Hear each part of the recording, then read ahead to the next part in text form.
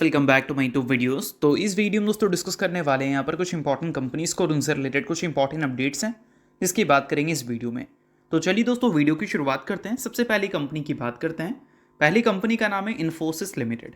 But इसको discuss करने से पहले दोस्तों अगर आपने अभी तक चैनल को सब्सक्राइब नहीं किया है तो चैनल को सब्सक्राइब करके बेल आइकन को प्रेस कर लो और सेबी रजिस्टर्ड टेलीग्राम चैनल को भी ज्वाइन कर लो जिसका लिंक आपको डिस्क्रिप्शन में देखने को मिल जाएगा। और एक डिस्क्लेमर भी है, जो भी कंपनी से रिलेटेड न्यूज़ एंड अपडेट्स हम लोग कवर करेंगे वो सारी न्यूज़ एंड अपडेट्स सिर्फ और सिर्फ एजुकेशन पर्पस के लिए है, सीखने के लिए है। तो इसको किसी भी तरह का इन्वेस्टमेंट एडवाइस मत समझना, आप खुद से रिसर्च और एनालिसिस भी कर सकते हैं। तो चलिए दोस्तों वीडियो की शुरुआत करते हैं। सबसे पहले बात करते हैं इन्फोसिस से रिलेटेड कुछ इंपॉर्टेंट न्यूज़ एंड अपडेट्स के बारे में। सो दोस्तों अगर हम इन्फोसिस की बात करें तो कल के दिन ये कंपनी आपको काफ़ी ज़्यादा फोकस में दिखने वाली है। फोकस में रहने का सबसे बड़ा रीज़न क्या है? इन्फोसिस जो अर्निंग्स अभी रिसेंटली रिपोर्ट की थी अपने Q3 का, उस Q3 के अर्निंग्स को देखकर Infosys ADR last trading session American market में 10% की तेज़ी आपको दिखाता हुआ नजर आया था। अब 10% की तेज़ी इन्फोसिस ADR में अगर हमें देखने को मिली है तो इसका क्लियर मतलब ये है कि next trading session Indian market में जो इन्फोसिस लिस्टेड है उसमें भी अच्छी परफॉर्मेंस की पॉसिबिलिटीज़ हमें देखने को मिल सकती है।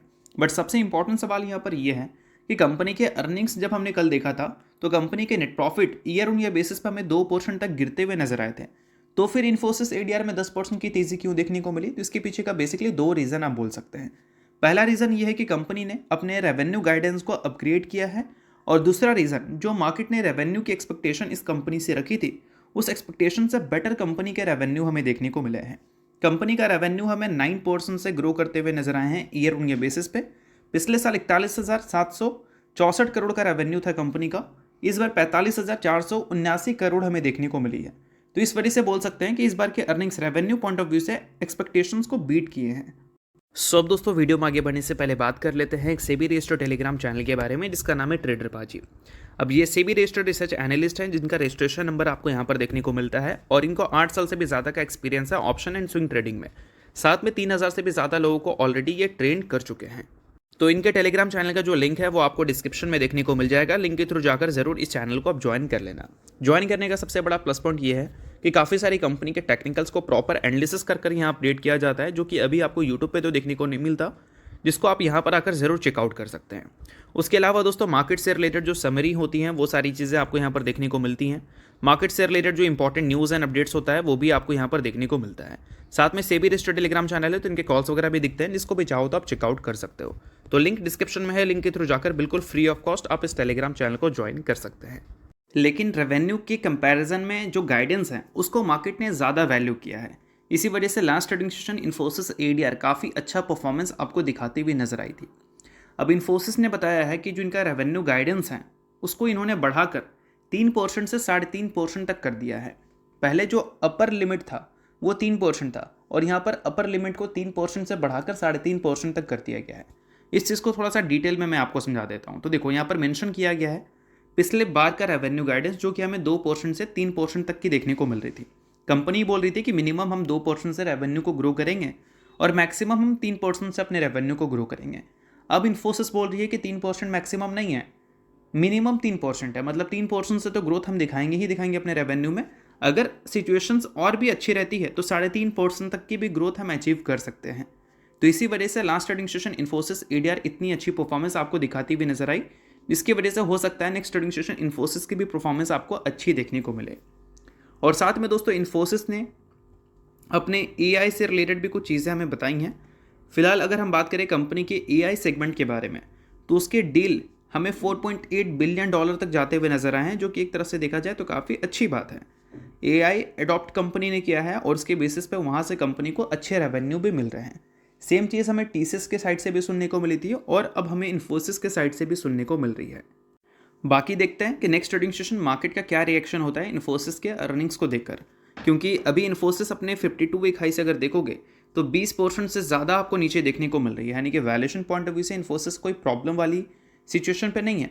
वैल्यूएशन वाइज अगर देखें तो कंपनी अंडर वैल्यूड ही नजर आ रही है। ग्रोथ कंसर्न की वजह से कंपनी में अच्छी खासी गिरावट हमें देखने को मिल रही थी, और ऐसे टाइम पे कंपनी ने ग्रोथ गाइडेंस अगर बेटर दिया है पहले के मुकाबले तो हो सकता है कि मार्केट अच्छी तरह से इस कंपनी को चीयर करती हुई नजर आ जाए। तो ये सारी चीज़ों को ज़रूर आप नोट कर चल सकते हो। तो चलिए इसके अलावा बात करते हैं अगली कंपनी के बारे में जिसका नाम है दोस्तों जियो फाइनेंशियल सर्विसेज लिमिटेड। आज के दिन ये कंपनी आपको काफ़ी ज़्यादा फोकस में देखने को मिल रही है। इसके पीछे का सबसे बड़ा रीज़न है कंपनी की Q3 के अर्निंग्स। आज के दिन कंपनी अपने क्वार्टरली रिजल्ट हमें दिखाने वाली है। रिजल्ट की बात करें तो लास्ट बार जो कंपनी ने अपने Q2 के अर्निंग्स रिपोर्ट किए थे, वहाँ पर रेवेन्यू 41% से हमें ग्रो करता हुआ नजर आया था ईयर ऑन ईयर बेसिस पे, और Q1Q बेसिस पे भी ग्रोथ हमें काफ़ी अच्छी देखने को मिल रही थी। सेम चीज़ हमें कंपनी के नेट प्रॉफिट में भी देखने को मिल रही थी, बट नेट प्रॉफिट का ग्रोथ का number year on year basis पे कम था, बट Q1Q बेसिस पे देखोगे तो नेट प्रॉफिट काफ़ी अच्छी तरह से ग्रो किया था। और आज के दिन जो कंपनी के अर्निंग्स से रिपोर्ट होगी, उसमें कंपनी का रेवेन्यू प्रॉफिट उतना ज़्यादा मैटर नहीं करेगा, मैटर करेगा कंपनी के बिजनेस से आने वाले इनकम।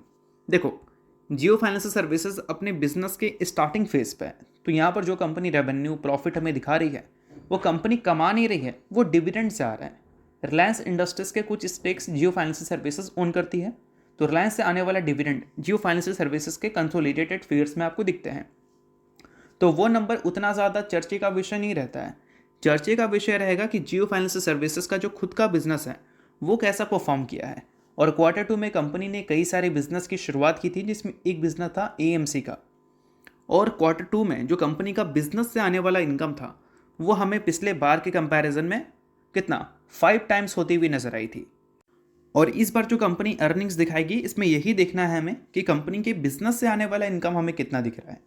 अगर वो इस बार भी 5 गुना 10 गुना जैसा ग्रोथ दिखाता है ईयर ऑन ईयर बेसिस पे, जो कि एक्सपेक्टेड है, दिखा देना चाहिए, तो उस केस में नंबर्स कंपनी का अच्छा कंसिडर किया जाएगा। साथ में कंपनी अभी निफ्टी 50 का भी पार्ट है, तो इस वजह से नंबर्स कंपनी को अच्छे दिखाने बहुत ज़्यादा ज़रूरी भी हैं।